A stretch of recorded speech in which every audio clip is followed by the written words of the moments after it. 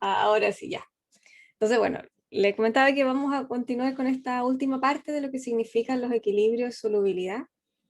Más bien vamos a ver hoy día una aplicación real que la vamos a ver a trabajar unas 2 semanas más en el laboratorio. ¿Ya? Si ustedes recordarán las clases anteriores, estuvimos viendo, ¿cierto?, estos factores que son los que influyen en la solubilidad, como es la presencia, ¿cierto?, de iones comunes, el pH de la disolución, que esto lo vimos más en detalle, ¿cierto?, cada uno de estos factores, y la presencia de agentes complejantes, que yo le mencioné en su ocasión, de que no vamos a entrar en detalle a lo que son estos complejos, ¿cierto?, estos iones complejos, como formación, hablé de las constantes, me recuerdo, les comenté la estabilidad de cómo desplazar, ¿cierto?, un equilibrio de solubilidad y hacer un equilibrio de iones complejos. Entonces nos vamos a centrar un poco más, ¿cierto?, desde el punto de vista de la aplicación de la formación de estos iones complejos, ¿ya? Recordando un poquito de estos iones complejos, ¿cierto? Creo que esto también lo mencionamos. No es una diapositiva para poner el contexto de lo que vimos anteriormente. Es viendo, ¿cierto?, la característica de estos iones metálicos, ¿cierto? Una característica de ellos es la capacidad de actuar como ácidos de Lewis o aceptores de pares de electrones. Por ejemplo, se presenta esta propiedad frente a moléculas de agua, las cuales el agua va a actuar como una base de Lewis o un donador de pares de electrones. En ese sentido, el ion metálico es el aceptor de pares de electrones y la base de Lewis es el donador. ¿Cierto? Alguien le tiene que entregar un par de electrones y otro tiene que aceptarlo. De esa forma, cuando se comparten pares electrónicos, estamos hablando de que se está formando un enlace covalente, ¿cierto? Entonces, estas bases de Lewis, que van a ser distintas al agua, también pueden actuar con iones metálicos, en particular con los iones metales o los metales de transición. Estas interacciones, ¿cierto?, pueden afectar mucho la solubilidad de una sal metálica, como por ejemplo vimos también el caso en que teníamos el cloruro de sodio, que tiene un producto poco soluble, ¿cierto? Tiene una constante de producto de solubilidad de 1,8 por 10 a la menos 10, ¿cierto? Este precipitado se va a disolver en presencia de una base de Lewis, como es el amoníaco. ¿Por qué? Porque el ion plata, que está en equilibrio, ¿cierto?, del sólido cloruro de plata, la plata que queda en equilibrio, ¿cierto?, va a interactuar con esta base de Lewis y por lo tanto se va a disolver este soluto. Y así es como se generan estas dos ecuaciones, ¿cierto?, donde tenemos ya finalmente una ecuación global, donde tenemos el precipitado, ¿cierto?, el cloruro de sodio en presencia de amoníaco me va a formar este ion complejo, el diamino de plata. Y me va a quedar el ion cloruro, ¿cierto?, en la disolución.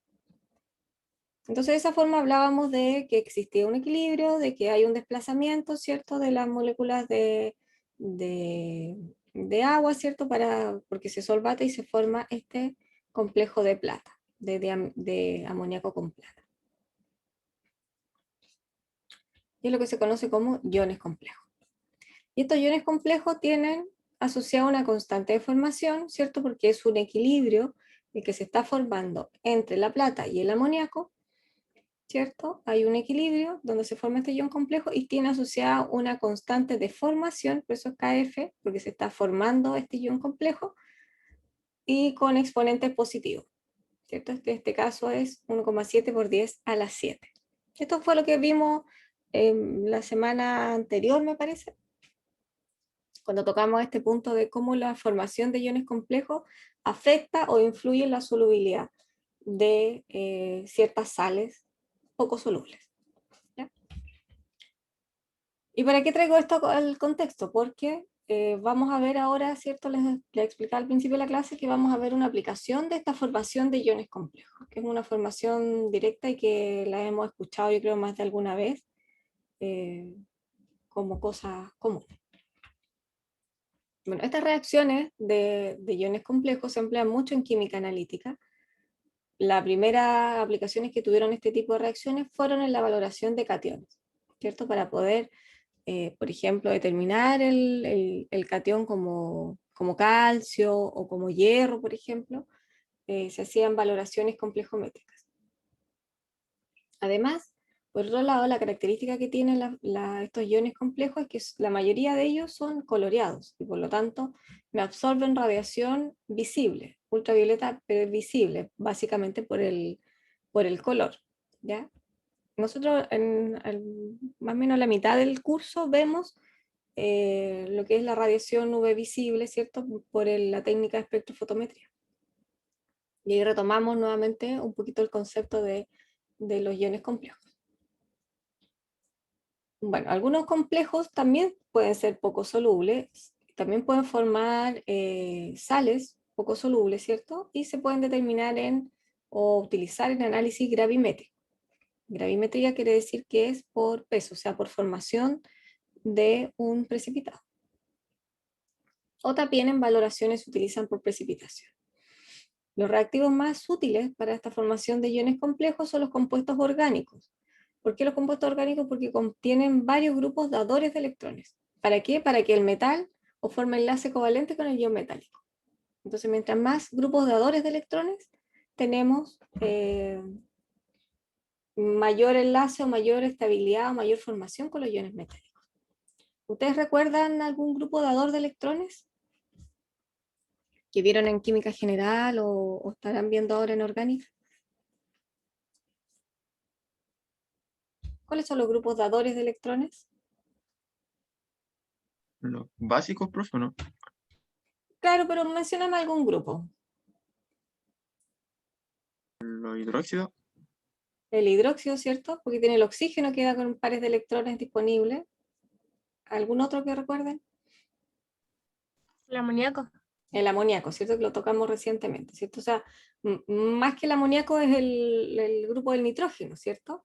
Porque el nitrógeno siempre le queda un par de electrones disponibles. Podemos hablar de NH3, de NH4+, ¿cierto? Podemos hablar de aminas como NH2, ¿cierto? El NH2 también le queda un par de electrones disponibles. Bueno, así vamos a ir revisando, ¿cierto? Algunos grupos de electrones, dadores de electrones, como el agua, ¿cierto? Me hablan del hidroxilo, pero el agua también, o sea, el oxígeno, básicamente. Entonces, bueno, la especie dadora, o sea, muchos iones metálicos, ¿cierto? Haciendo hincapié a lo que estábamos conversando recientemente, reaccionan con grupos dadores de pares de electrones. Y la característica de esta especie dadora, cuando estamos hablando de iones complejos, es que esta especie dadora de electrones se llama ligando. Y debe tener al menos un par de electrones libres, ¿cierto? Para poder formar este tipo de enlace que es un enlace covalente. O sea, que compartan ese par de electrones. Y hablamos de ligando, ¿cierto? Cuando estamos hablando de iones complejos, es un ion o una molécula que va a formar este enlace covalente, compartiendo este par de electrones, ya sea con el catión o un átomo metálico neutro, que puede ceder y comparten entre ellos el par de electrones. Aquí tenemos ejemplos, el agua, el amoníaco, los iones saluros, ¿cierto? Los haluros, recuerden el cloruro, el bromuro, yoduro. Van a ser ligandos inorgánicos comunes que se van a utilizar en la formación de iones complejos. Es más, muchos de estos iones metálicos en disolución acuosa existen como complejos hidratados, o sea, el cobre, ¿cierto? Como metal, cuando entra en contacto con el agua, forma así de manera natural este ion complejo, que es el tetraacuo de cobre. El zinc también, tetraacuo de zinc, ¿cierto? Y si se fijan, como el agua es neutra, mantiene la carga del ion metálico. Me falta un paréntesis cuadrado. Es igual que el zinc, ¿cierto? Con la carga del zinc. El níquel es el hexaaqua de níquel también, carga +2. Entonces son estos metales, ¿cierto? Estos iones metálicos existen en contacto con el agua, ¿cierto? Forman de manera natural y espontánea este ion complejo. Acá hay algunos ligandos, ¿cierto? Comunes, ¿cierto? Que se utilizan en la formación de iones complejos, y todos tienen o cumplen la característica, ¿cierto? Que tienen al menos un par de electrones disponibles. Tenemos acá el grupo acida, ¿cierto? El N3-, ese es un ligando. Bromuro, ¿cierto? Cloruro, cianuro, ¿cierto? El grupo ciano, porque tengo el par de electrones del nitrógeno. Fluoruro, ¿cierto? Como un buen haluro. Hidróxido, que me lo mencionaba. El ion carbonato también es un grupo donador de electrones. Si se acuerdan cuando dibujaba las estructuras de Lewis en el curso anterior, ¿cierto? Yo creo que pasaron o dibujaron ciertas estructuras con el esquema de punto electrón del ion carbonato. El oxalato también, los óxidos, amoníaco, monóxido de carbono, ¿cierto? Etilendiamina, aquí tenemos la piridina, que este es un aromático, el agua. Entonces los nombres de los complejos, no vamos a entrar en detalle en la nomenclatura, ¿cierto? Pero aquí están los nombres complejos. Por eso yo les decía el hexaacuo de níquel, porque acuo es el nombre que se le da al ligando cuando está formando complejos. Amino, ¿cierto? Cuando tienen el grupo amino, etc.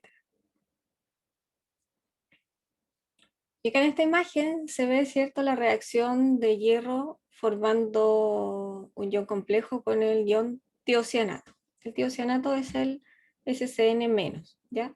Entonces acá tenemos una solución de hierro, que es amarilla, y una solución de tiocianato de amonio que viene acá, que es transparente, ¿cierto?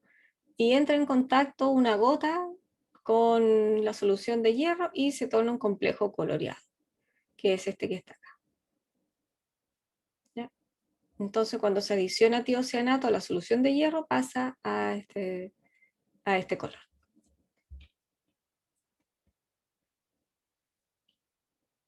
Bueno, también estos métodos volumétricos que se basan en la formación de complejos también se conocen como métodos complejométricos.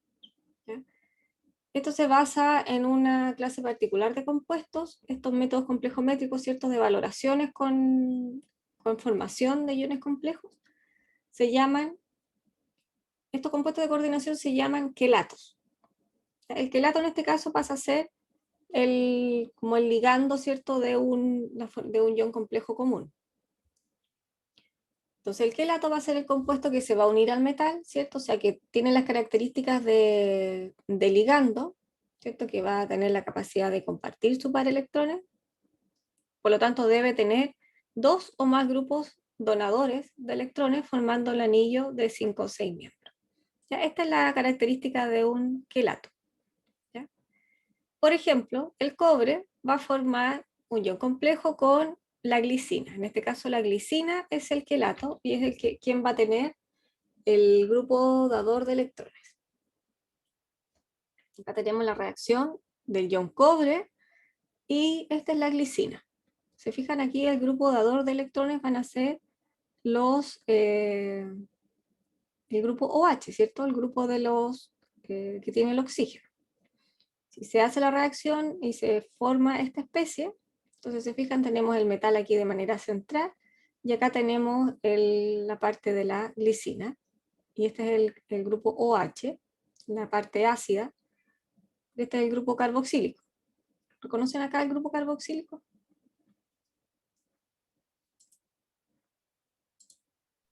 Sí, profe. El de la Claro, este de derecha acá, Ese. esa es la parte de la Es glicina. el COOH. Claro, el COOH, ¿cierto? Aquí mantenemos el doble LCO, pero este es el que sale ese protón, ¿cierto? Y me queda aquí como en la carga negativa o el par de electrones disponibles, ¿cierto? Del oxígeno, que es el que se va a enlazar acá con el metal, con el cobre. Pero para que se forme esta estructura o se forme este complejo de cobre con glicina, necesitamos 2 moléculas de glicina. Por eso aquí está balanceado con 2, y acá tenemos por un lado una molécula de glicina y acá tenemos por otro lado la otra molécula de glicina. ¿Ya? Bueno, la palabra quelato deriva del griego y significa garra. ¿Ya? O sea, ese es el nombre que se le dio. Estas eran unas valoraciones muy utilizadas en química analítica, en los inicios de la química analítica cuantitativa, o sea, hace bastante tiempo. Entonces, aquí están compartiendo, me quedan raros los puntitos, pero el par de electrones. Y es lo que está formando enlace covalente con el cobre. Y por otro lado, para que me quede esta estructura de base cuadrada, ¿cierto? Se está compartiendo par electrones con el nitrógeno, que el nitrógeno los tiene per se, siempre tiene un par de electrones disponibles. ¿Cierto? Que es del NH2, desde acá. Así. ¿Ya? Entonces no olvidar que lato significa agarra, es como que se agarra del metal, o sea, se enlazan de manera covalente, ¿cierto? Con el ion metálico. Bueno, ahí está demarcado el... Entonces, por lo tanto, podemos hablar de quelatos o de ligandos, ¿cierto? Monodentados, bidentados y tridentados. Bueno, como el nombre lo dice, monodentado, quiere decir que tiene solo un grupo dador de electrones. Bidentado que tiene 2, tridentados que tiene 3 o más. Tetradentado, pentadentado, hexadentado. ¿Ya? Dentado significa que tiene prolongaciones en forma de dientes, ¿ya? Como de dientes viene la palabra dentado, de acá. Entonces quedan esas prolongaciones que es donde se puede agarrar este quelato, ¿ya? Esa es como la nomenclatura que se utiliza en la formación de iones complejos. Entonces la selectividad de este ligando o la selectividad de este quelato, ¿cierto? Por un ion metálico sobre otro se relaciona con la estabilidad de los complejos formados. ¿Y qué me da esta estabilidad? La constante de formación.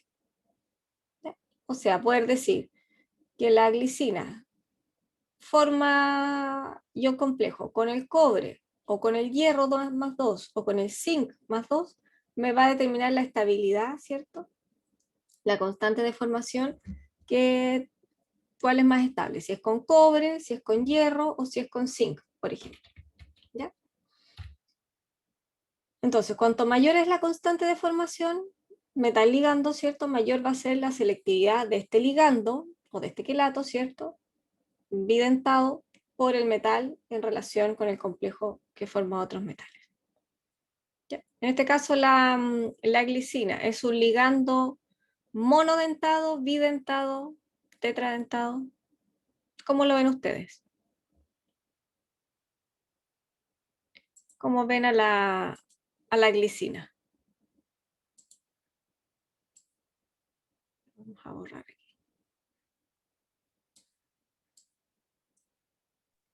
¿Tetradentado? ¿Lo ven tetradentado?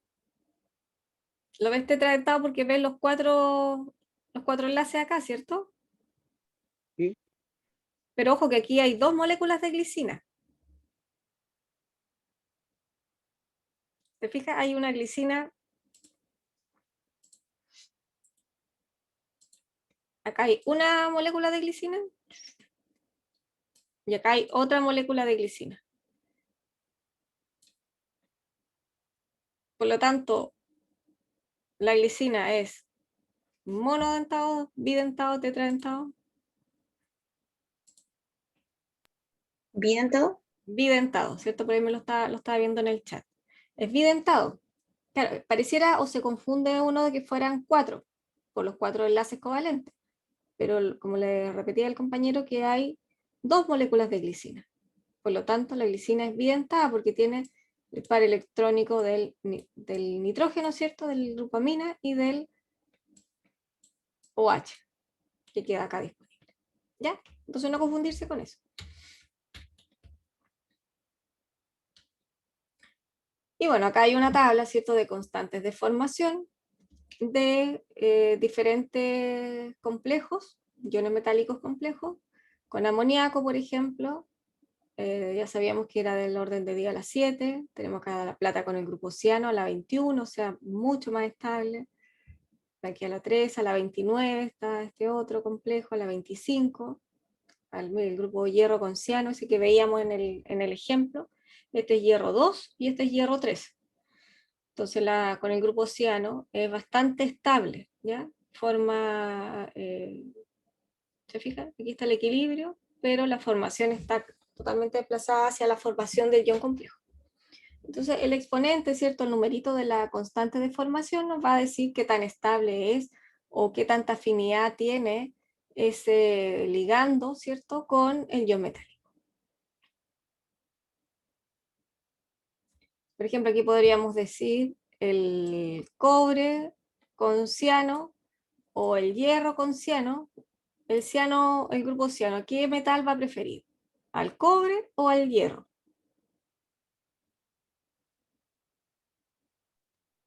Al hierro. Al hierro, ¿cierto? Porque la constante es más alta.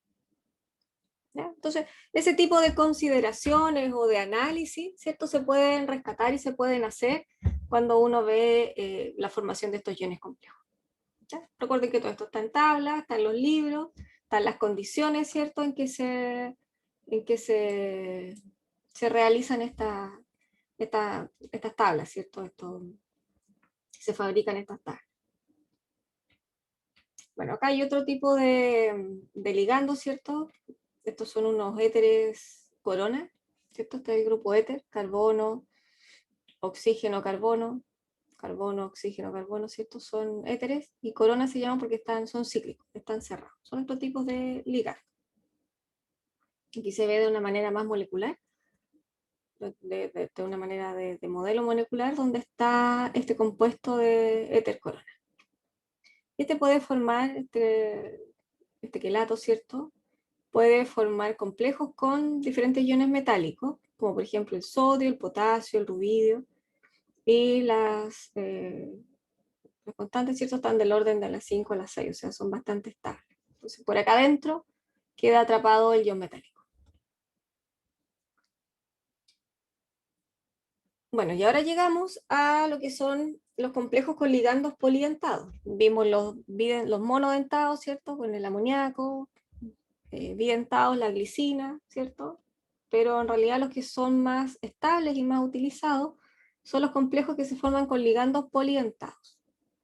Y polidentados quiere decir que tienen más de 3 o 4 sitios donde puede haber alguna coordinación o una formación de enlace covalente con el ion metálico.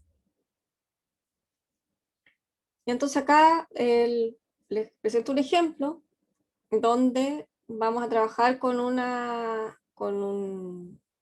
ácido poliprótico que va a tener diferentes, ¿cierto?, ionizaciones, y suponemos que L va a ser la base conjugada de este ácido poliprótico. ¿Ya? Aquí se están omitiendo las cargas por un asunto de simplicidad, o sea, tenemos el ácido HL, H2L, doblemente protonado o triplemente protonado, etc. Entonces tenemos también por otro lado una solución que contiene al metal y contiene a la base conjugada de este ácido de, o sea, del ácido poliprótico, ¿cierto? Que va a disminuir entonces la concentración del ligando libre, ¿cierto? Cuando se aumenta la acidez. ¿Por qué? Porque va a ir aumentando la acidez y se va a ir protonando. Por ejemplo, acá tenemos los iones férricos, hierro más 3, que va a formar complejo con el ion oxalato. El ion oxalato, ¿cierto?, es la base conjugada del ácido oxálico. Me da la idea que ustedes trabajaron harto con el ácido oxálico en el semestre anterior. Pero este oxalato, ¿cierto?, este ion oxalato, se puede protonar, dependiendo de la acidez, ¿cierto?, con el que se encuentre, se puede protonar para formar el HOX menos o el H2 oxalato, ¿cierto?, o el ácido oxálico, como tal. Pero en una solución alcalina, lo que vamos a favorecer va a ser la formación, ¿cierto?, de tener este ion oxalato libre, sin los protones, porque en una solución básica o alcalina, ¿cierto?, nosotros ya hemos perdido los protones. Por lo tanto, si lo tenemos así libre,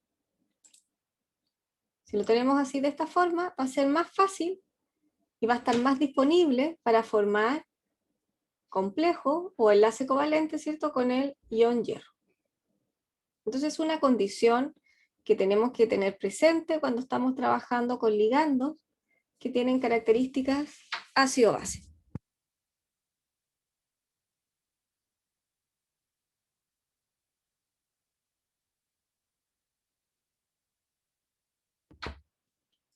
¿Se entiende, chicos? Sí, profe. ¿Sí? Ya, porque bueno, estábamos hablando anteriormente de los ligandos, los quelatos, ¿cierto? Más orgánicos, pero ahora también hay que tomar en consideración todo el conocimiento que ustedes vienen arrastrando, ¿cierto? Hace un tiempo. Y en este caso estamos ahora centrándonos en las características ácido o base que puede tener este ligando. En este caso es un ligando que viene del ácido oxálico. Por lo tanto, si yo quiero que este ligando forme ion complejo con el ion metálico, lo necesito tener desprotonado para tener los oxígenos, ¿cierto?, disponibles.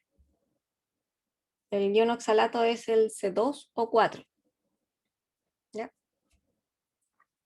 Pero se ilustra de manera más sencilla de esta forma.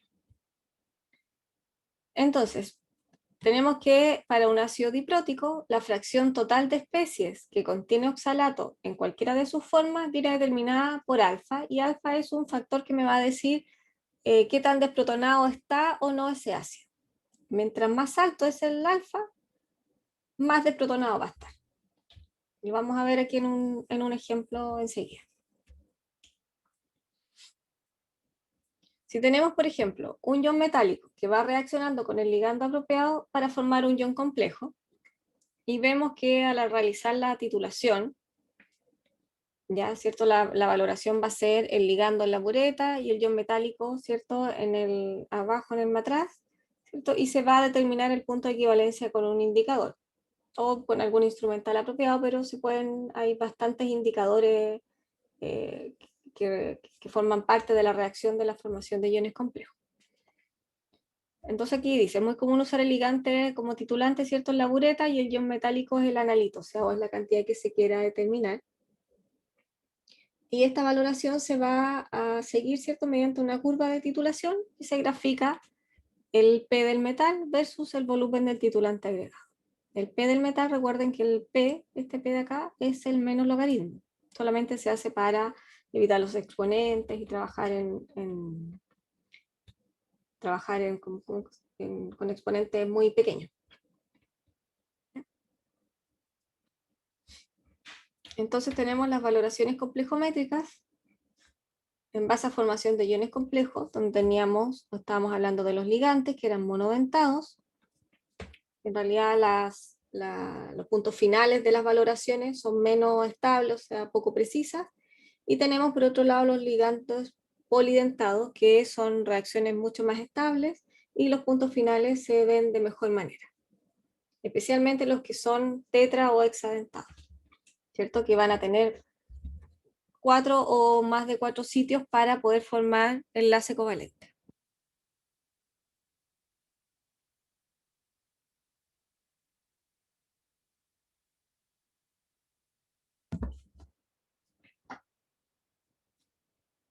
Entonces acá se ve una curva, ¿cierto?, de titulación de diferentes ligandos, ¿cierto?, que tenemos bidentados, monodentados o tetradentados. Fijan, acá la curva C es un ligando monodentado donde se grafica el P del metal, o sea, el P de la concentración del metal, cómo se va gastando o consumiendo, ¿cierto?, el metal, versus el volumen añadido de ligando. Entonces la curva C no tiene mucha forma.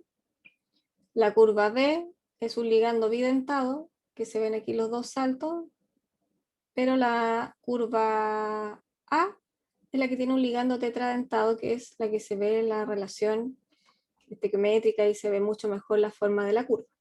¿Ya? Entonces por eso son los puntos finales. Aquí se ve claramente el salto. Parece una curva de titulación ácido-base, ¿cierto? Yo creo que la recuerdan. Se las mostraron, ¿cierto?, las valoraciones ácido-base. Que la forma es una curva sigmoidea, ¿cierto? Que aquí se pega el salto, ¿cierto?, donde está el punto final de la valoración, punto de equivalencia primero, después punto final, y aquí ya se presenta la estabilidad, o sea, se le sigue agregando más ligando y se mantiene la misma concentración del metal, en este caso. ¿Ya? Entonces, esta gráfica básicamente está enfocada en identificar que los ligandos polidentados, o los quelatos polidentados, ¿cierto?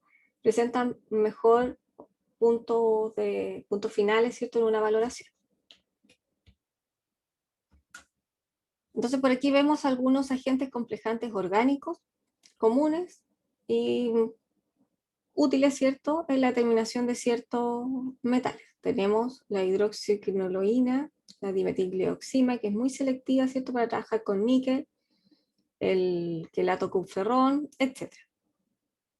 ¿Ya? Entonces nos sirven estos reactivos o estos ligandos, nos sirven para poder precipitar algún tipo de metales o para poder formar iones complejos bastante estables, porque dependen de la constantes de formación.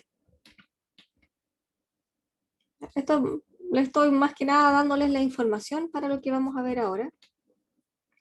También tenemos varios reactivos inorgánicos, ¿cierto?, que nos sirven como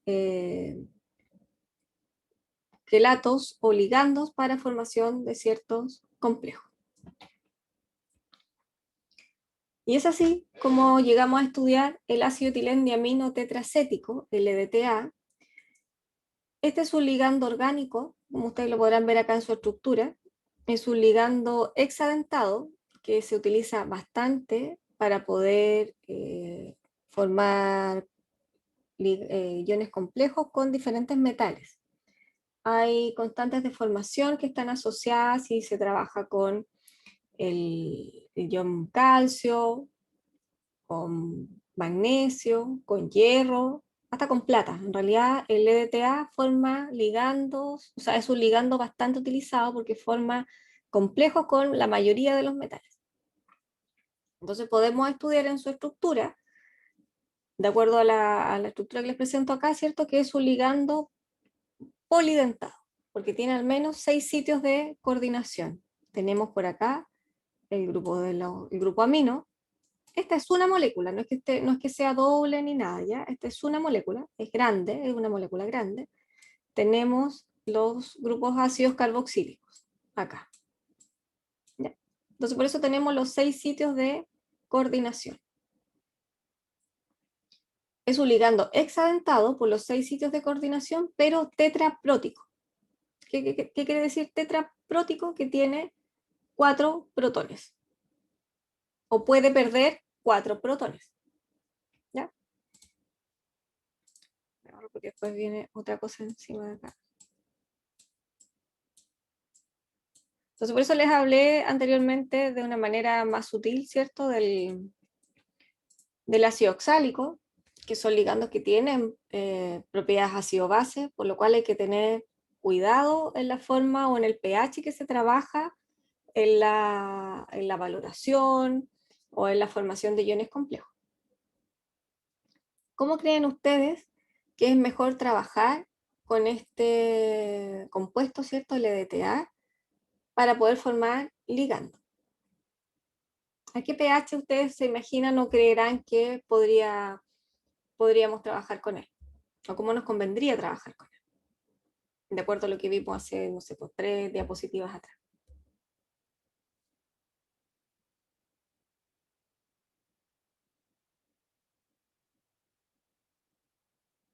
pH ácido. A pH ácido. ¿Pero qué pasaría a pH ácido? Tendríamos al menos la parte de protones, ¿cierto? La parte tetraprótica la tendríamos protonada, si estuviese a pH ácido. Y tendríamos solamente esta parte como para el grupo amino. Tendríamos solamente esta parte o muy pocos sitios de grupos dadores de electrones. Porque si acá los OH están protonados, no va a tener tanto sitio para poder compartir sus par electrones con el metal.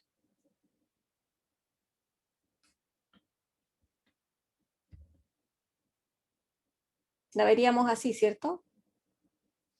Esto es lo que veríamos en un pH ácido.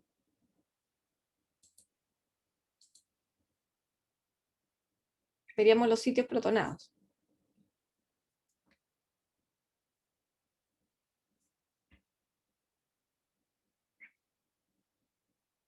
Y de esta forma el EDTA es un ácido que no tiene carga, que es neutro. Cuando está totalmente protonado, o sea, cuando está en un medio ácido, está totalmente protonado, por lo tanto es un ligando que no tiene carga, es neutro. Pero tiene asociadas constantes de acidez. ¿Qué quiere decir esta constante de acidez? Que a cierto pH, o sea, el pK del K1, ¿cierto? Cerca de 2, ¿cierto? Está perdiendo, a cerca de 3, 7, 11, está perdiendo un protón.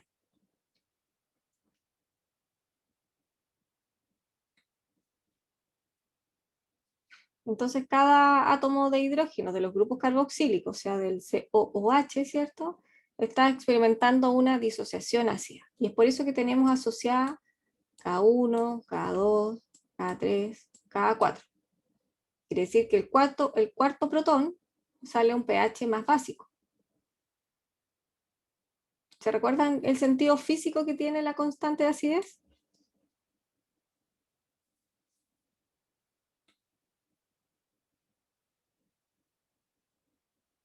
¿Alguien me puede comentar qué significa esa constante? ¿O ese valor de constante?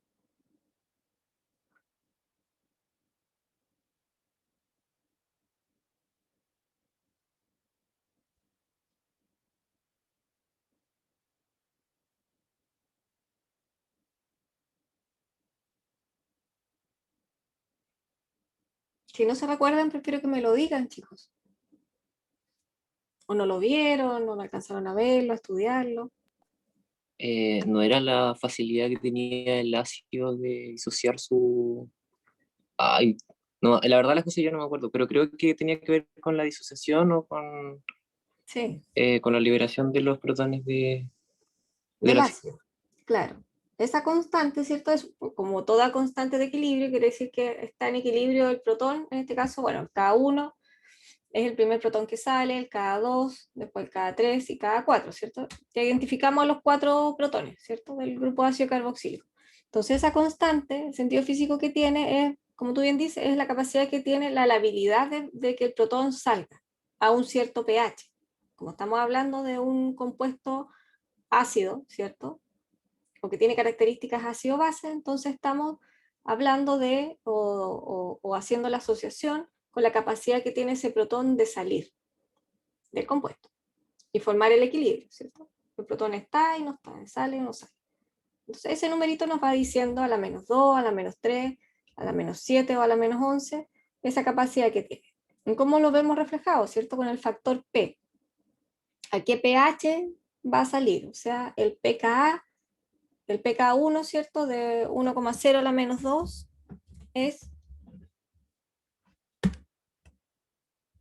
menos logaritmo de 1,02 exponente a la -2 es 1,99, o sea, es 2, ¿cierto? Quiere decir que el primer protón va a salir a pH cercano a 2. Ese es el sentido físico del pK. ¿A qué pH está saliendo ese protón? El siguiente protón va a salir a pH cercano a 3.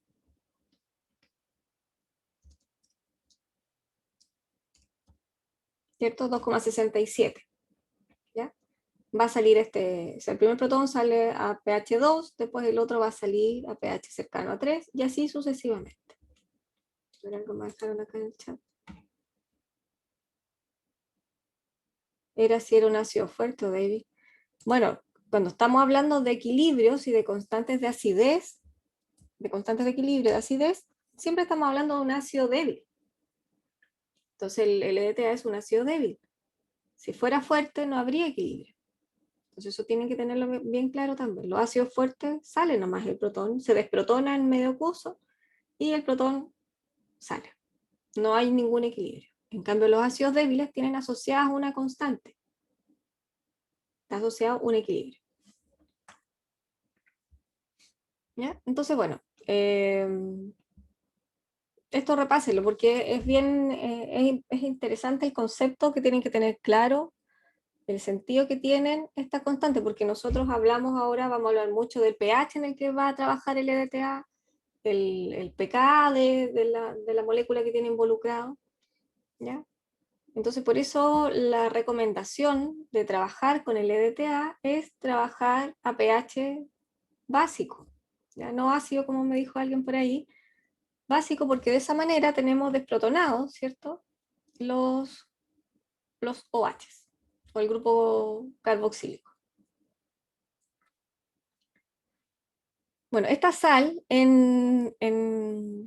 así tal cual se ve, es bastante poco soluble en agua, ¿ya? En cambio, la sal disódica es más soluble. Entonces aquí se cambian unos OH por unos sodio, ¿cierto? O sea, el protón se cambia por la sal disódica, ¿ya? Etilén, diamino, tetracetato de sodio, o disódico, ¿ya? Que es la que es más soluble en agua y es la que se prepara y se trabaja en docencia, y el EDTA es muy, muy utilizado. Si ustedes se fijan de repente en los alimentos, se utiliza como espesante, así en varias cosas, galletas, se utiliza bastante en la industria alimentaria, el EDTA. Bueno, entonces en disoluciones acuosas, ¿cierto? Esta sal, la especie que predomina es el H2I2. O sea, cuando ya no ha perdido un par de protones. Eso va a tener un pH cercano a 4,42. Estamos cercanos acá. Cuando ya perdió un protón, perdió el otro protón, estamos cerca en ese pH. Donde la especie que predomina para poder formar iones complejos es esta. Pero también se pueden abreviar, y todas las especies tenemos acá de diferentes, a medida que va perdiendo un protón. Tenemos el H4I, porque tenemos 4 protones, y, o sea, esta Y mayúscula es la que me está escribiendo, o resumidamente, el EDTA, ¿ya? Para no escribir todo este compuesto, ¿cierto? Nos centramos ahora en los protones. Aquí tenemos con la forma protonada, aquí ya H3 y menos cuando ha perdido un protón. Aquí tenemos el H2 y 2 menos cuando ha perdido 2 protones. Acá el H y 3 cuando ha perdido 3 protones, por lo tanto le queda 1.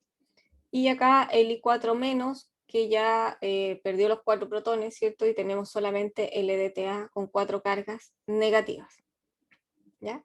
Más los 2 sitios del amino. Entonces tenemos de esta manera, tenemos el EDTA súper disponible, ¿cierto? Para poder formar iones complejos. Y si vemos, todas estas especies son dependientes del pH. Lo vemos después en una gráfica cómo dependen del pH. Entonces, acá está el modelo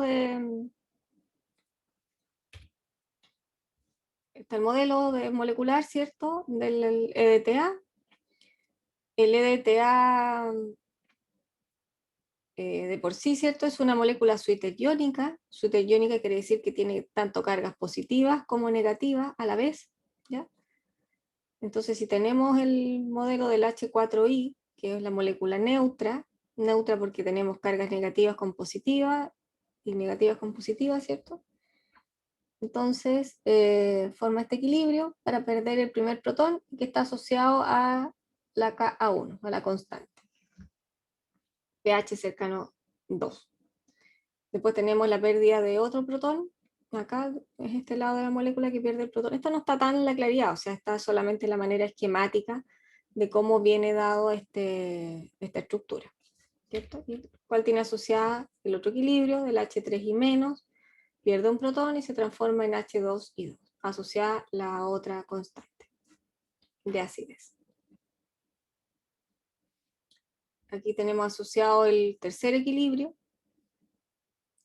K3, K4, y acá ya tenemos la especie totalmente desprotonada, ¿ya? Este de acá. Perdió el protón la mina, los ácidos carboxílicos, todo negativo, todo disponible. Entonces, ojalá trabajar,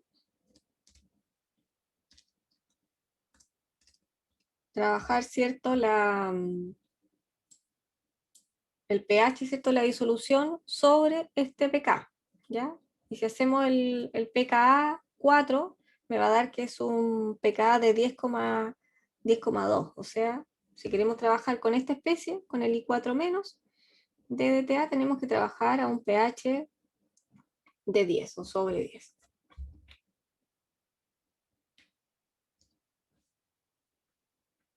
Bueno, les hablaba, ¿cierto?, que había un diagrama de cómo se distribuía en una escala de pH el factor alfa.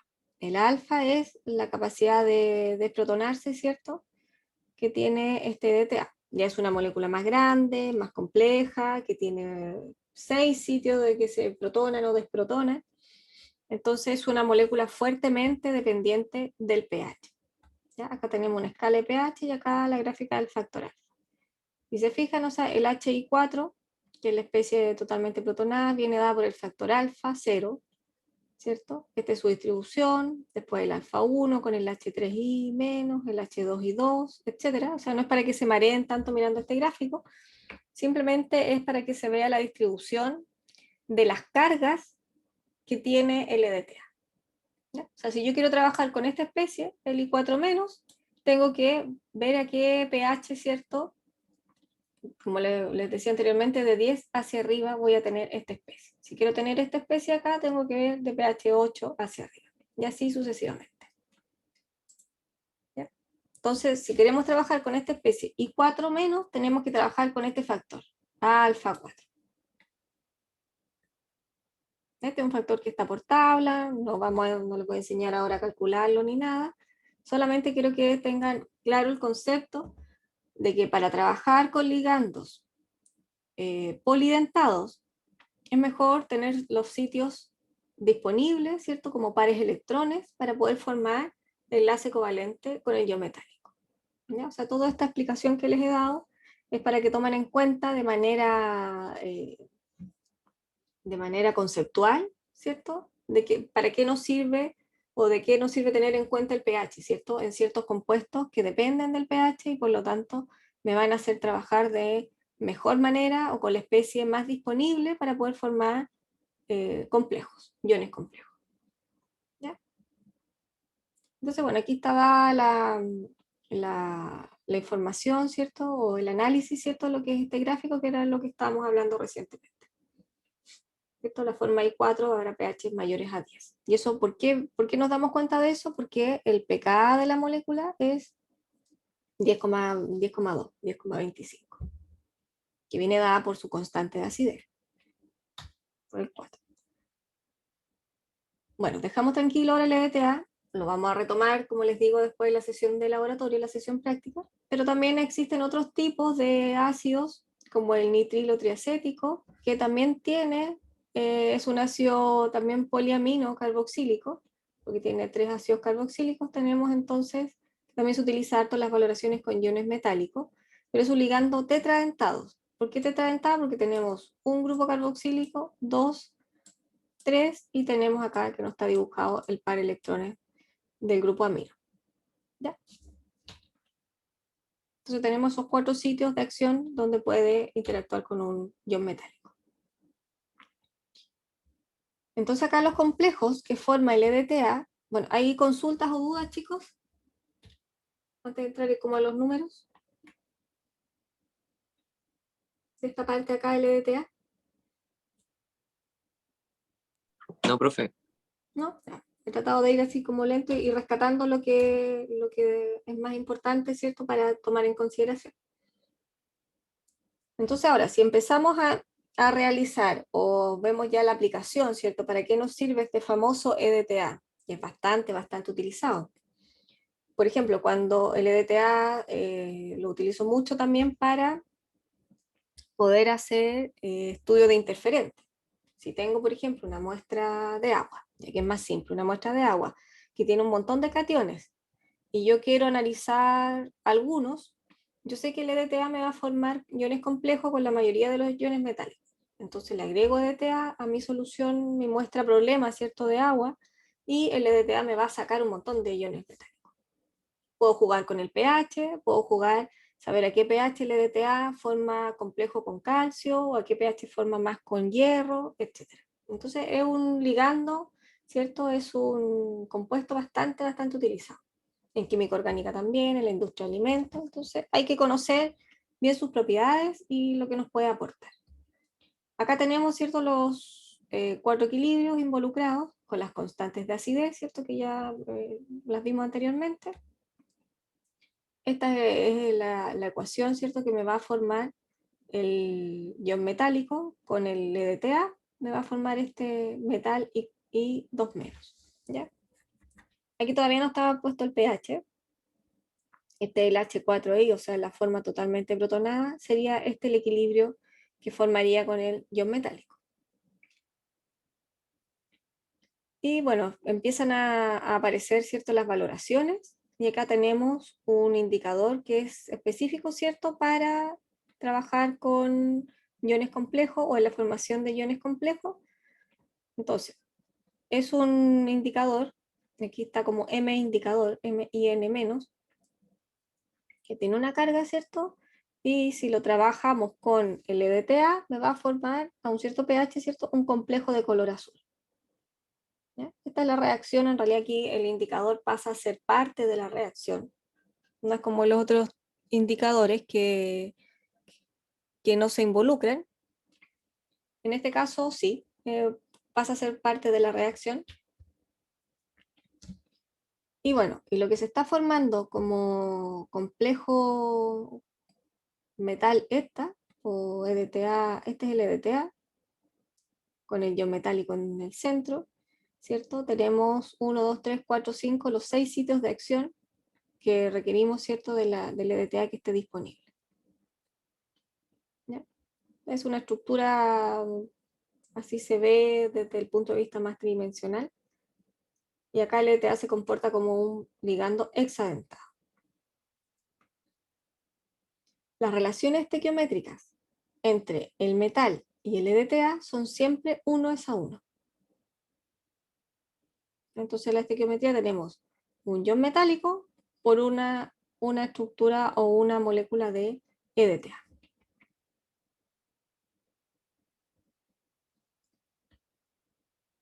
Entonces, bueno, así se empiezan a reescribir ecuaciones, ¿cierto? El EDTA forma complejos con ion plata, con aluminio, y cada una va a tener asociada una diferente constante de formación.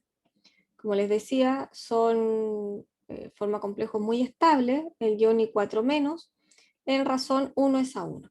¿Ya? Uno de metal por uno de EDTA, desprotonado. Esto va a ser independiente de la carga del ion. O sea, tenemos aquí la relación estequiométrica 1:1 con ion plata que tiene carga +1. Acá tenemos la relación estequiométrica 1:1 entre aluminio y el EDTA, siento que el aluminio tiene carga +3, o sea, es independiente de la carga que tenga el ion metálico, va a seguir siempre formando estequiometrías 1:1. Eso es importante que lo tengan presente. Bueno, como el I4- tiene 6 grupos funcionales, o sea, los 4 carboxílicos que veíamos acá anteriormente, los 4 carboxílicos y los 2 aminos, ¿cierto? Pueden ocupar diferentes posiciones en torno a la coordinación. Siempre el ion metálico va a ir en el centro y se va a coordinar de diferente manera con el grupo dador de electrones. En general los complejos metal ligando o sea, metal ligando EDTA en este caso, son bastante estables, porque también se forma este anillo quelato de 5 miembros, que es lo que veíamos acá. ¿Ya? Se forma esta estabilidad. Bueno, y eso es estable porque los áculos de enlace, ¿cierto?, permiten que estos 5 átomos en el anillo estén en el plano, en la parte que se vea más cuadrada. Acá están las constantes, ¿cierto?, de estabilidad de los complejos de EDTA con plata, magnesio, se fijan, con un montón de cationes. Y van desde la 7 a la 8, a la 16, a la 25 acá con el hierro. Y también aquí están los logaritmos, las constantes. Entonces, para poder trabajar o poder valorar, ¿cierto?, formar este complejo, es necesario, ¿cierto?, tener o trabajar con el EDTA de la manera lo más desprotonada posible, o sea, en una solución básica. ¿Ya? Generalmente se trabaja en neutras o alcalinas, neutras porque ya ha perdido un par de protones, o sea que tiene sitios de coordinación, pero para encontrar mayor estabilidad o mayor sitios de coordinación es mejor trabajar en disoluciones alcalinas. ¿Cómo nosotros podemos trabajar o poder hacer una valoración, cierto, que nos mantenga siempre la disolución final a un pH alcalino? ¿Cómo podemos trabajar esa valoración? ¿A alguien se le ocurre?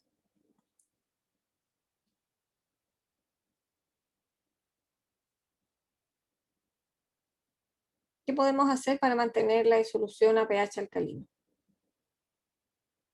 Por ejemplo, digo, ya quiero que toda mi valoración esté a pH 10. Pero cada vez que yo esté agregando el EDTA, voy a estar agregando protones. Entonces, la solución no me va a quedar a pH 10 todo el rato. ¿Cómo la puedo hacer para mantenerla a ese pH? ¿Con un buffer? Con un buffer, ¿cierto? Entonces, las disoluciones de EDTA para la formación de iones complejos con iones metálicos siempre se requiere que sea amortiguada, sea con un buffer, con un tampón, con un amortiguador inerte, ¿cierto? Un buffer que no me interaccione en la formación del ion complejo. Entonces, un buen amortiguador, ¿cierto? Es el buffer básico de amonio-amoníaco.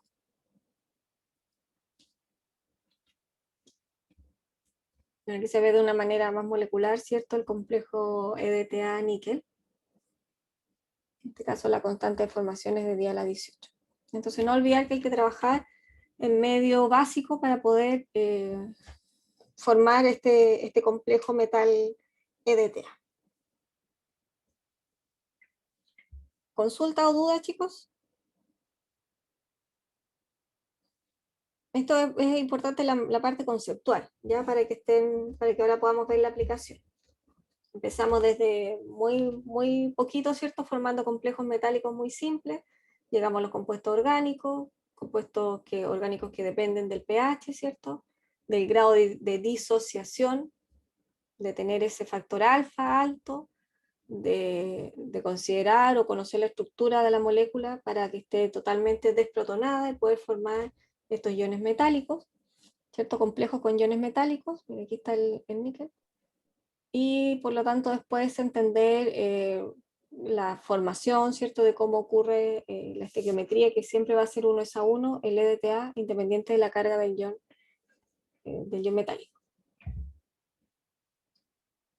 Bueno, conociendo ya un poquito más esto de la estructura del EDTA, vamos ahora a la aplicación directa que nos atañe en este caso, que va a ser la determinación de la dureza del agua. Yo creo que más de alguno de ustedes ha escuchado este concepto de la dureza del agua, ¿cierto? Que al menos acá en Chile, en la zona central y en Santiago precisamente, el agua es mucho más dura. ¿Y qué quiere decir más dura? Que tiene ciertos iones metálicos, como el caso de calcio y magnesio, es como se encuentran en el agua, ¿cierto? Estos iones como carbonatos o bicarbonatos. ¿Ya? Entonces, el agua mientras más dura sea, quiere decir que tiene más de estos minerales, de estas sales minerales. Y eso se ve reflejada, por ejemplo, en el sarro que se acumula, que son carbonatos, y que cuesta más eliminar. Acá en el sur, mira, por ahí alguien nos comenta en el chat de que se están intoxicando por la dureza del agua. Claro, es probable que mientras más al norte, y también hay otros metales que también están involucrados, ¿cierto? Que la dureza del agua es casi incomparable, o sea, es incontrolable. Es más fácil limpiar soluciones jabonosas con el agua más dura, ¿ya? Pero solamente ese es lo único que es más fácil sacar el jabón, el champú cuando uno se ducha, o limpiar las cosas que tienen productos básicos, ¿cierto? El amoníaco, las sales amoniacales, ¿cierto? Que son jabonosas, que nos sirven para los productos que nos sirven para limpiar. Es más fácil trabajarla con el agua dura, ¿ya? Pero para consumo de uno, el agua dura es mala, o sea, nos hace pésimo para la salud estar consumiendo tantos bicarbonatos o carbonatos, cloruros, sulfatos, etc. Entonces, la dureza del agua tiene esa indicación, o sea, se determina como carbonatos cálcicos, carbonatos magnésicos, etc. Y la dureza del agua se expresa, ¿cierto?, en miligramos por litro, o sea, en partes por millón de carbonato de calcio, y constituye un parámetro de calidad, ¿ya? O sea, la dureza del agua nos sirve para medir la calidad del agua. Hay tablas que se las voy a presentar ahora, tablas que nos dicen esta calidad del agua se clasifica como dura, o semi blanda, o agua blanda, ¿ya? No es por la flexibilidad ni nada, sino que es por el contenido de las sales minerales que tiene esa agua. Y bueno, le decía el caso opuesto, acá en el sur, el agua no es tan dura, es mucho menos dura que en la zona norte y centro, pero el agua de acá tiene otras características. Aquí la hervidora, ¿cierto? O la tetera, si es que alguien utiliza la hervidora, no se llenan de carbonatos, no juntan tanto sarro. Pero sí las aguas de acá son más ferrosas por la calidad del suelo que nos encontramos acá en el sur, ¿ya? Entonces, bueno, hay diferentes tipos de dureza que se pueden calcular, como por ejemplo tenemos la dureza temporal, que está determinada por carbonatos y bicarbonatos de calcio y magnesio, ¿ya? Y esta dureza temporal se elimina por ebullición, ¿cierto? O sea, se hierve el agua y se elimina esta dureza, por eso se llama temporal. Y bueno, y posterior filtración, se filtra después esa agua que ha sido hervida. Y también se puede determinar la dureza permanente, que esta determina todas las sales de calcio y magnesio, o sea, no solamente carbonatos, tenemos también sales de cloruro, sales de sulfato, ¿ya? Entonces, la dureza permanente es la que está determinada por todas las sales de calcio y magnesio, excepto las que determinan la dureza temporal, que son los carbonatos y bicarbonatos. Y esta dureza permanente no se puede eliminar por ebullición. Por lo tanto, podemos hacer diferentes determinaciones. Y la dureza total, ¿cierto?, va a ser la suma de la dureza temporal y la permanente. O sea, la que tiene las sales de carbonato y bicarbonato y la que tiene las otras sales involucradas en dureza de agua. ¿Ya? Entonces acá tenemos como parámetros, ¿cierto?, de dureza. Aquí, bueno, me adelantó un poquito lo que era la dureza total. Y acá hay un esquema, ¿cierto?, que nos dice, pues el agua es blanda si tiene entre 0 y 75 ppm de carbonato, de calcio, o poco dura, dura, muy dura, etc. ¿Ya? Aquí está la clasificación de lo que uno va encontrando, ¿cierto?, expresada como carbonatos cálcicos. Yo creo que nosotros andamos por acá, nuestra agua de acá como agua blanda. Y en Santiago está acá, y en el norte, parece que más al norte está sobre los 500 partes por millón como carbonato cálcico. Entonces, bueno, estos son prácticos bastante interesantes, ¿cierto?, que se pueden hacer de manera fácil en los laboratorios de docencia, pero acá se los vamos a presentar de una manera, obviamente, teórica, ¿cierto?, online, pero hay que saber analizar o hacia dónde apunta, ¿cierto?, el concepto. Entonces, bueno, agua blanda tenemos aquí pocos iones de calcio y magnesio, como se ve acá, y agua dura ya tenemos muchos iones de calcio y magnesio, y estos se expresan como carbonato, como partes por millón. ¿Ya? ¿Habían escuchado, bueno, aparte del compañero que escribió en el chat, habían escuchado hablar de este término, ¿cierto? La dureza del agua. Sí, profe, sí, sí se En las escucha generalmente. noticias sale, ¿cierto? Sí, O ya sobre todo. cada vez se hace más común el término. Sí, igual del tema de desarrollo de cálculos por este tema, cosas así. Ah, los cálculos renales, Eso claro. sí, de eso igual he escuchado. Pero es bueno de repente colocarle a las aguas de las llaves, ¿cierto? Venden estos filtros que son de carbono y que ayudan en cierta manera a eliminar algunos metales, ¿cierto? Y también ayuda un poquito a controlar, no del todo, pero sí a controlar la dureza del agua. Porque siempre es sano y es bueno tomar agua natural, ¿cierto? Agua de la llave.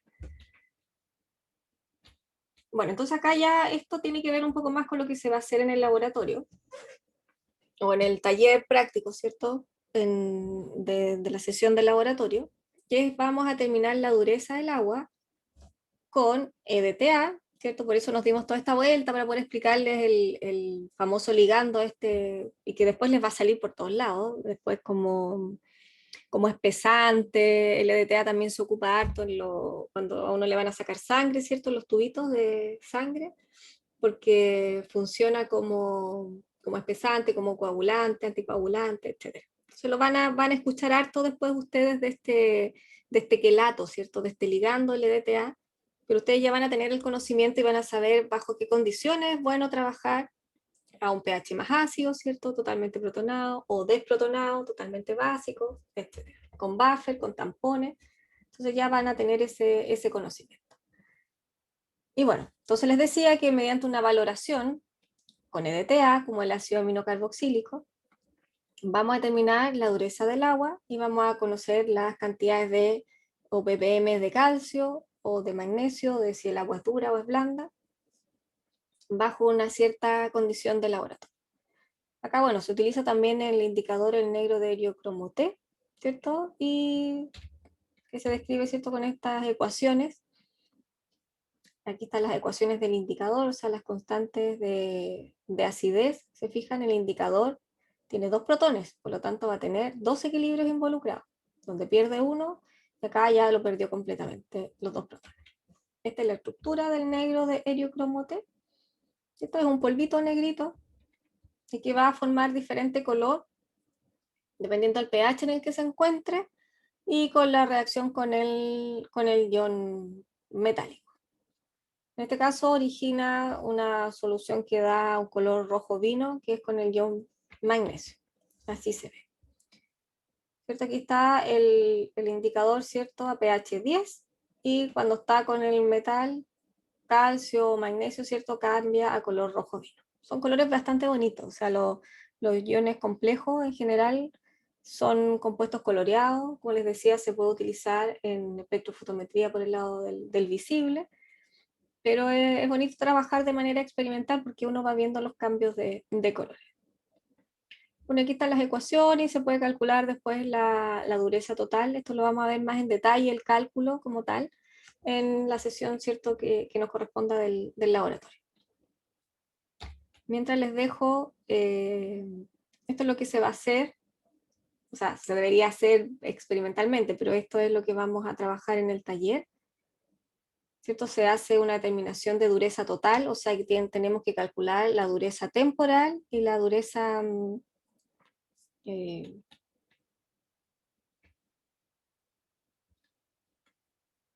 calculamos, ¿cierto?, como les decía, la dureza permanente es la otra, la temporal y la permanente.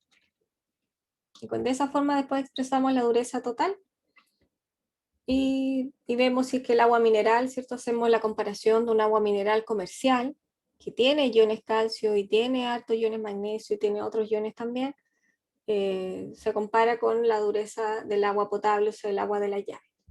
¿Ya? Eso es lo que se hace en práctica. Para esto les vamos a entregar ciertos números, ciertos valores, y como toda valoración, se trabaja con moles, ¿cierto?, volumen por concentración, punto final, y se empiezan a hacer los cálculos. ¿Ya? Pero necesitamos entregarle los datos, ¿cierto?, de este trabajo. Esto es lo que vamos a hacer, como les decía, me parece que la próxima semana debería ser, en el tercer laboratorio. Así que denle una vista, busquen la información si tienen consultas o dudas para que lleguen bien preparados también a la próxima sesión de laboratorio. Así que bueno, eso chicos, la clase la dejo hasta acá. Vamos a descartar las anotaciones, que son puras rayas. Bueno, aquí estaba el montaje, ¿cierto? Que esto lo ven después ustedes en el laboratorio, por eso no los quiero llenar con tanta información acá en la clase.